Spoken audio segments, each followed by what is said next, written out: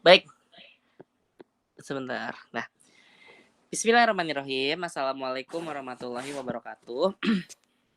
Nah, halo anak-anak, apa kabar? Nah, kita ketemu di video yang berikutnya ya. Ini video keempat ya berarti ya.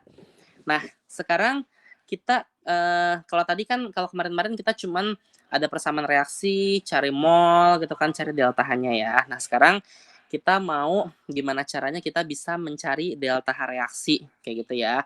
Ada 4 cara, cuman mungkin cara yang pertama ini Pak Budi nah ini seharusnya pakai pakai praktikum ya. Jadi ada alat di lab itu namanya adalah kalorimeter ya. Cara mencari delta H itu pertama metodenya dengan menggunakan kalorimeter. Nah, namanya aja kalorimeter berarti dia itu sebenarnya adalah alat ya untuk mengukur kalor. Seperti namanya juga kalorimeter. Kalau termometer berarti alat untuk mengukur suhu termal ya. Apa tadi mengukur kalor ya. Oke. Nah, nanti tampilannya kurang lebih seperti ini ya, alatnya ya di lab. Jadi dia itu seperti ada 2 lapis ya.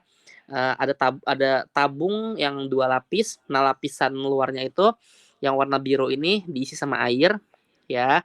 Nah, yang warna ungunya itu kita isi sama zat yang atau contohnya misalnya kita mau tahu nih kalau A ditambah B menjadi C misalnya ya, itu tuh delta H-nya berapa sih?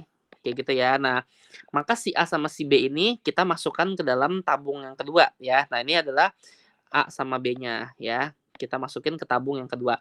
Nah, tabung yang kedua itu kita sebut dengan nama bom, bukan bom yang bisa meledak ya, tapi emang namanya kalorimeter bom ya. Jadi bom itu tempat bereaksinya si A sama si B, begitu ya.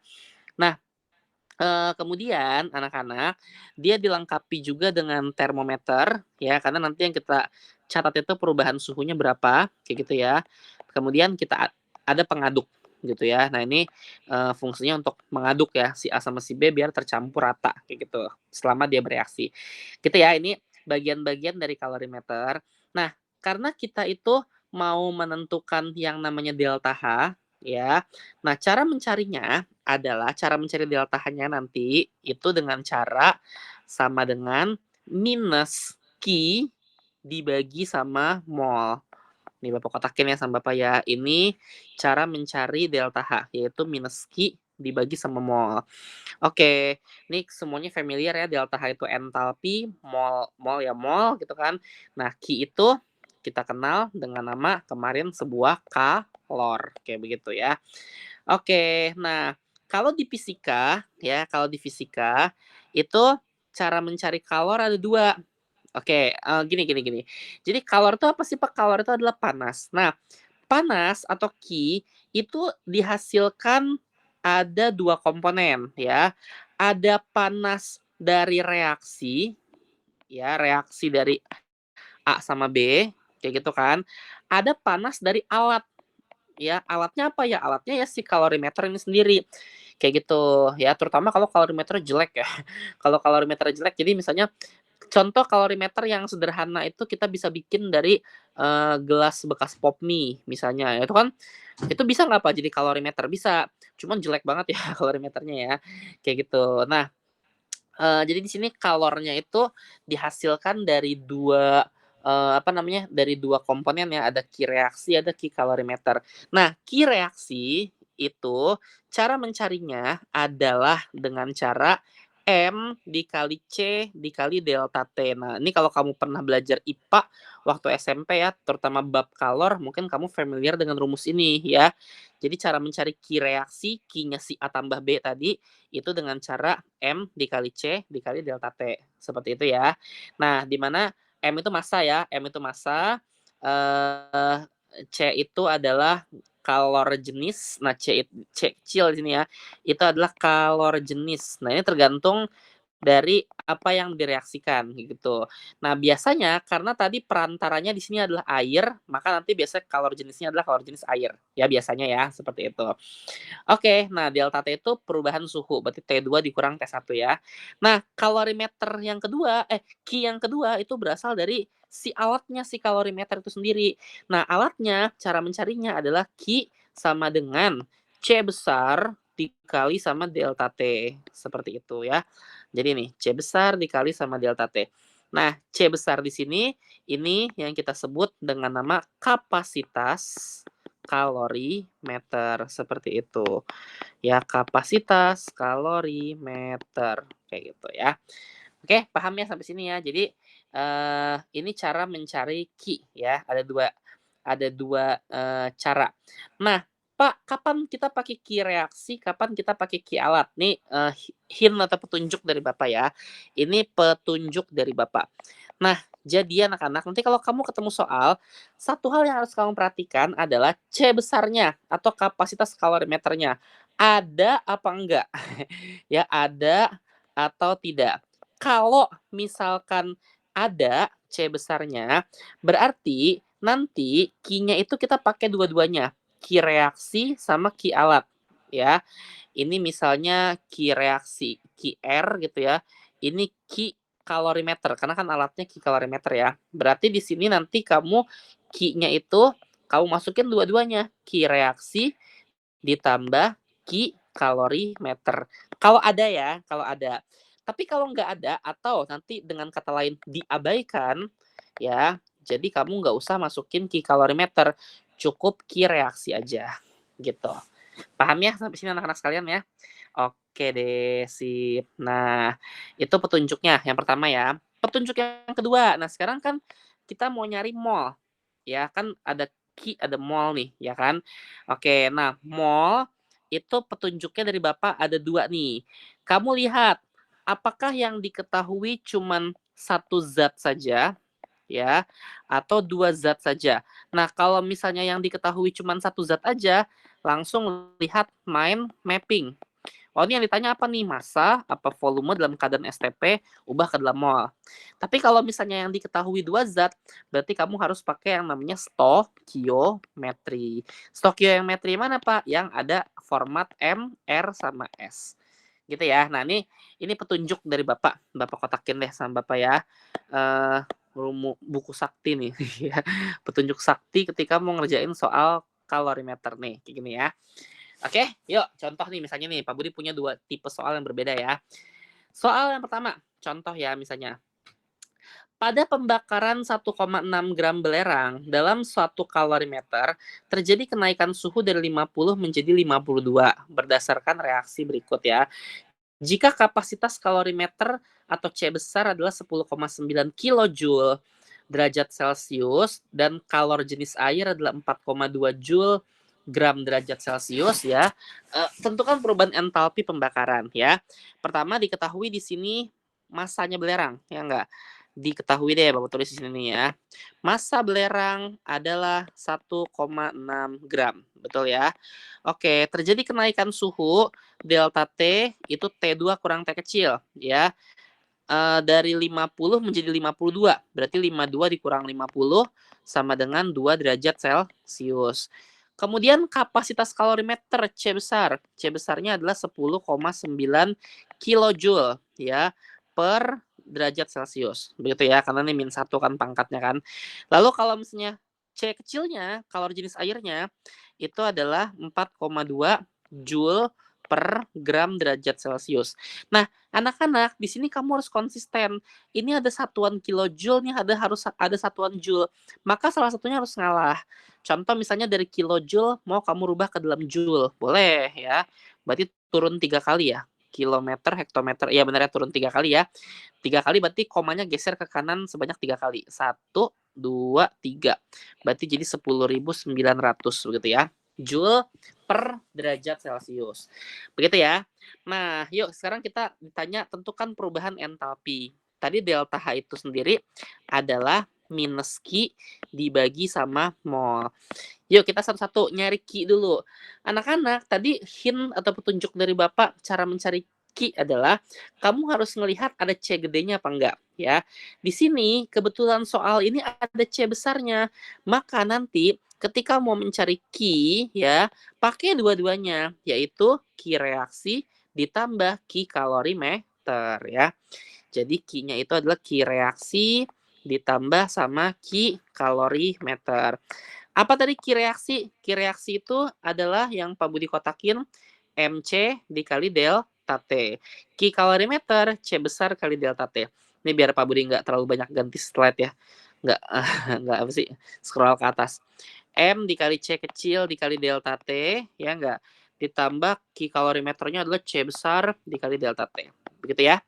Yuk, masukin yuk. Udah ada semua kan datanya di atas tuh. Masanya adalah 1,6 gram. Ya. Di kimia kita jarang banget pakai kilogram ya, jadi gram pastinya makanya.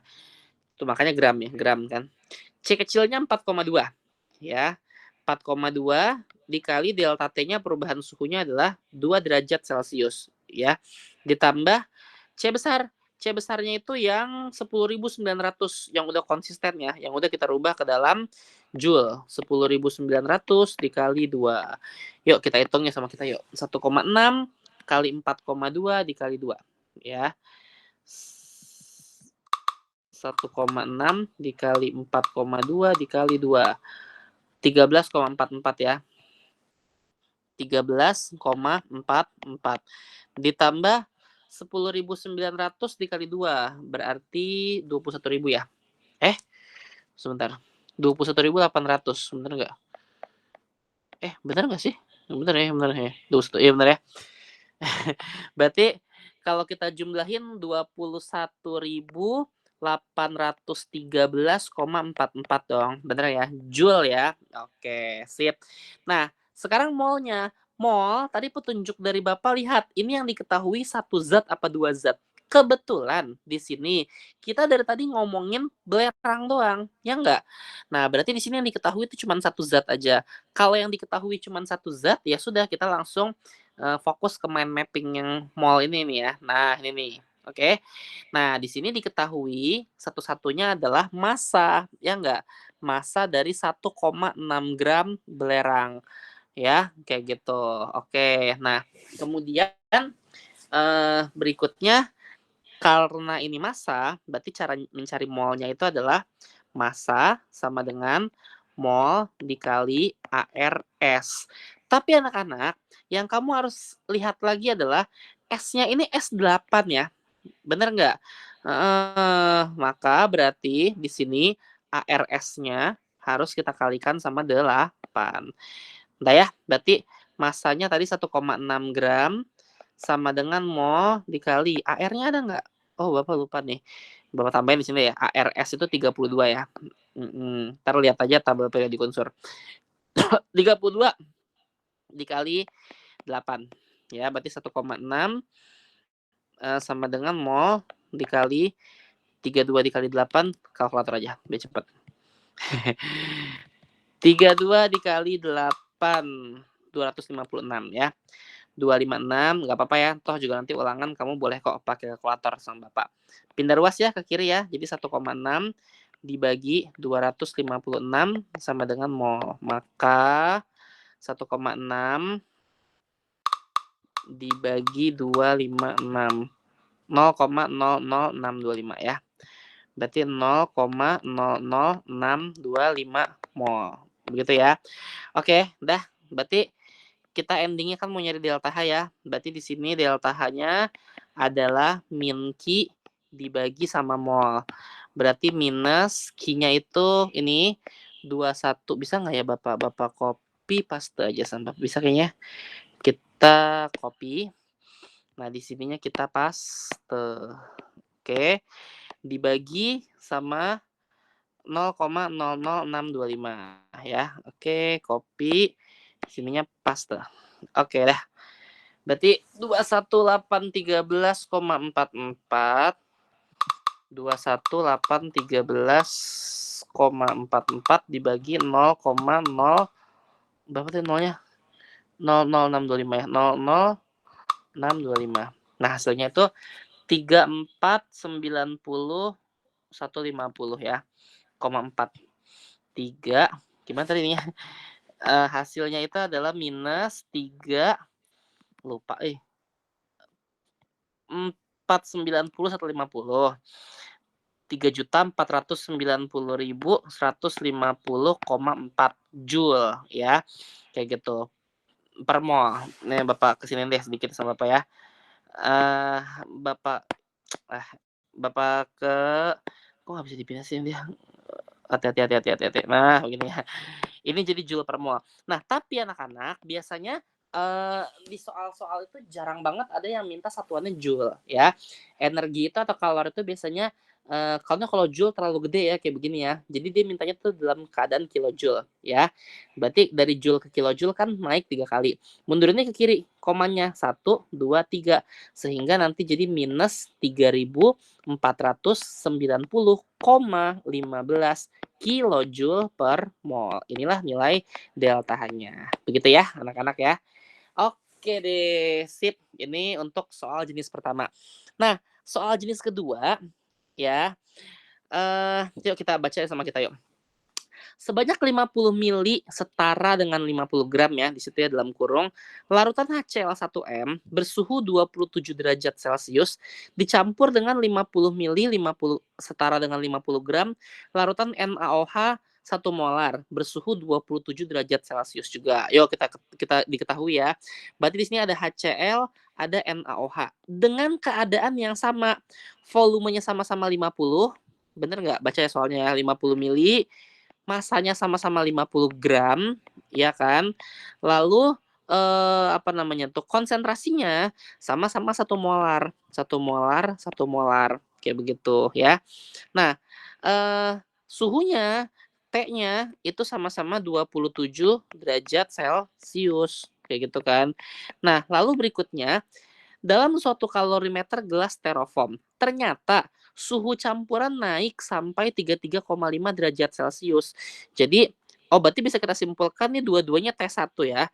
T2-nya adalah 33,5 derajat Celcius. Berarti kita bisa ambil kesimpulan delta T-nya 33 dikurang 27, 6,5 ya. 6,5 derajat Celcius, begitu ya.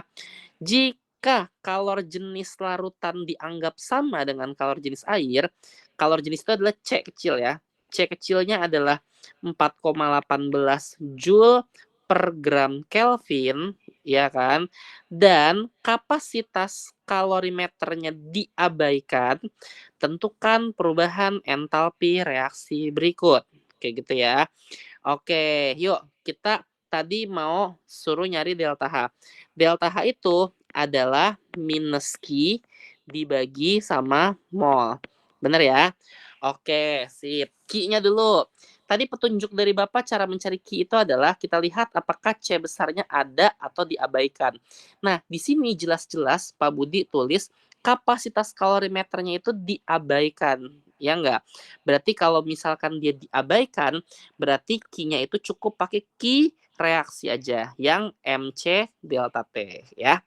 Oke, berarti di sini Q-nya itu cukup pakai Q reaksi M dikali C kecil dikali delta T. M-nya itu masanya. Nah, masanya masa siapa? Masa HCl apa masa NaOH? Yuk kita baca nih soalnya nih. Sebanyak 5 bla bla bla HCl dicampur dengan NaOH. Berarti dalam kalorimeter itu ada HCl-nya, ada NaOH-nya. Berarti masanya masa siapa? Ya masa campuran, masa dua-duanya. Masa si HCl-nya adalah 50 gram, masa NaOH-nya juga 50 gram. Sehingga di sini masanya adalah 100 gram. Gitu ya. Dikali C kecilnya. C kecilnya yang mana? C kecilnya adalah 4,18 Joule per gram Kelvin. 4,18 Joule per gram Kelvin, begitu ya. Dikali delta T-nya itu adalah 6,5 derajat Celcius. Nah, anak-anak, tapi karena di sini ada perbedaan suhu, ada perbedaan satuan, yang satu mintanya Kelvin, yang satu mintanya derajat Celcius, berarti salah satunya harus ada yang ngalah ya. Nah, kalau misalnya kamu bikin yang ini ngalah jadi Celcius, ribet banget ya nggak? Udah ada Joule, udah ada gram gitu kan ya. Nah, sebaiknya yang ini aja yang ngalah.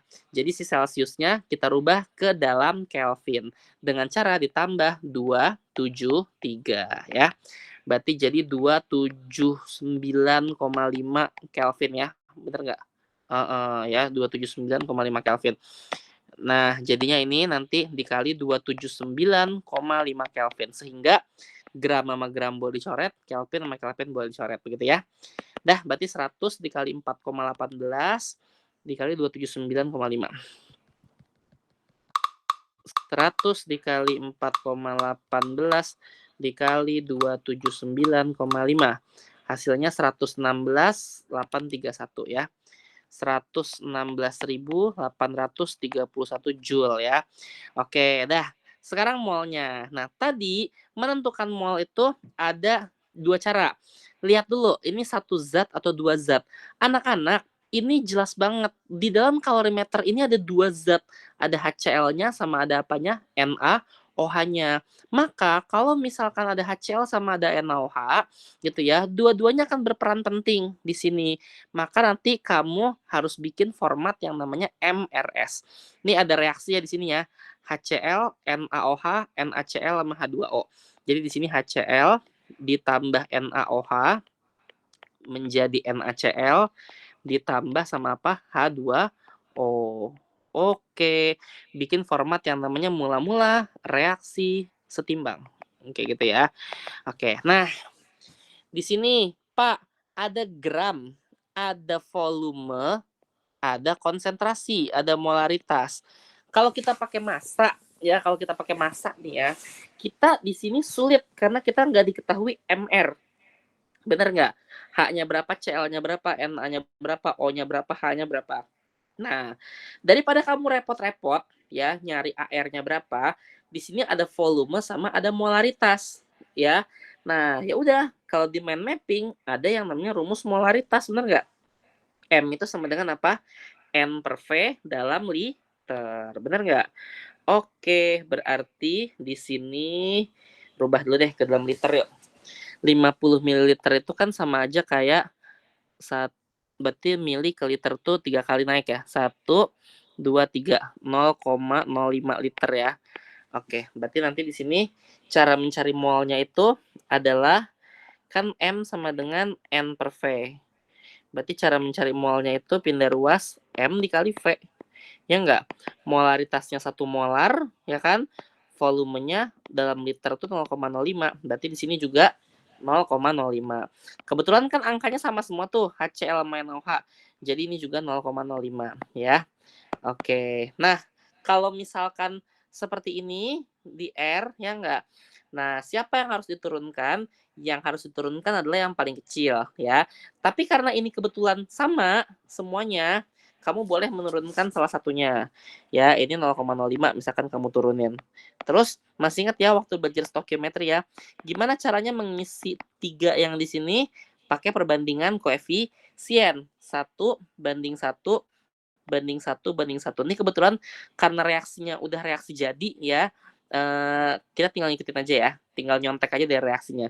Kan satu semua tuh koefisien tuh, berarti semuanya 0,05, ini juga 0,05. Dah, berarti atas kurang bawah ini habis, ini 0,05, ini 0,05. Nah, Pak, yang 0,05 mana yang kita pakai? Atau yang mana yang kita pakai, Pak? Nah, di sini anak-anak menghasilkan 2. Ada NaCl, ada air.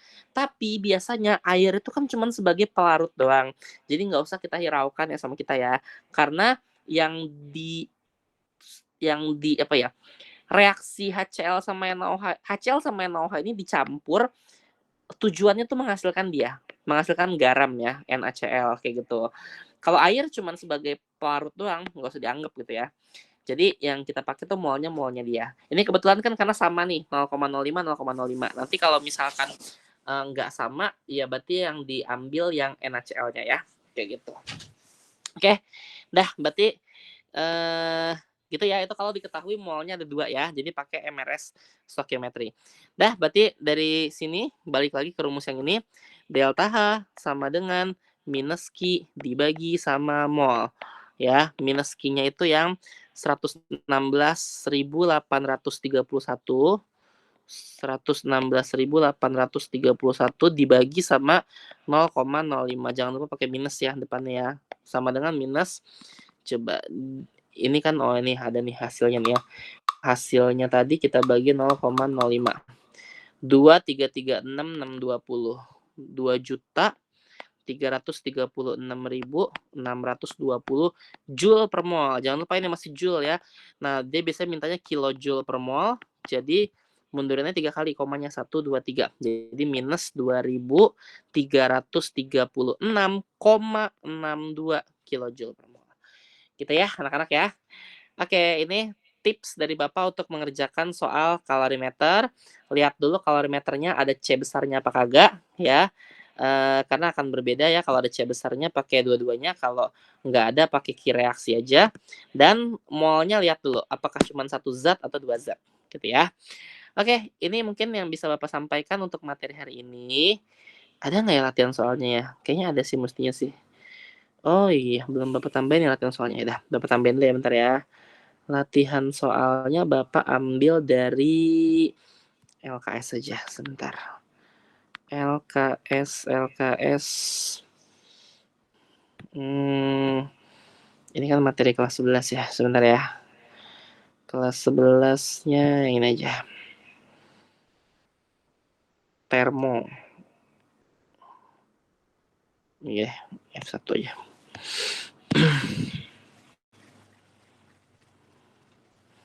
Ntar ya. Bapak kelupaan nambahin latihan soal buat yang materi kalorimeter ini. Oke.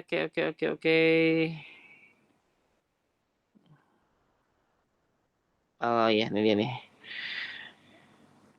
2 soal aja deh. Ini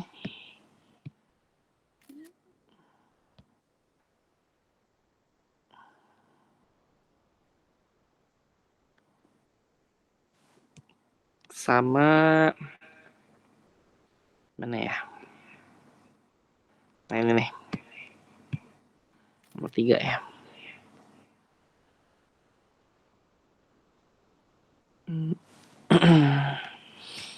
Oke, dikit tempel di sini yuk. Ini berarti soal nomor 1.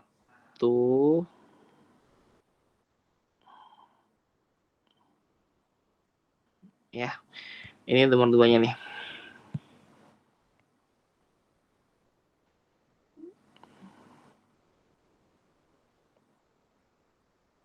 Oke, gedean. Dah, gitu ya. Ini 2 soal ya. Silakan nanti kamu kerjakan. Nanti catatannya Bapak share ya sama Bapak ya. Latihan soal. Oke, dah. Oke, ini ya. Latihan soalnya silakan dikerjakan. Bapak akhiri pertemuan kita di video kali ini. Kurang lebihnya mohon maaf. Wabillahi taufiq wal hidayah. Assalamualaikum warahmatullahi wabarakatuh.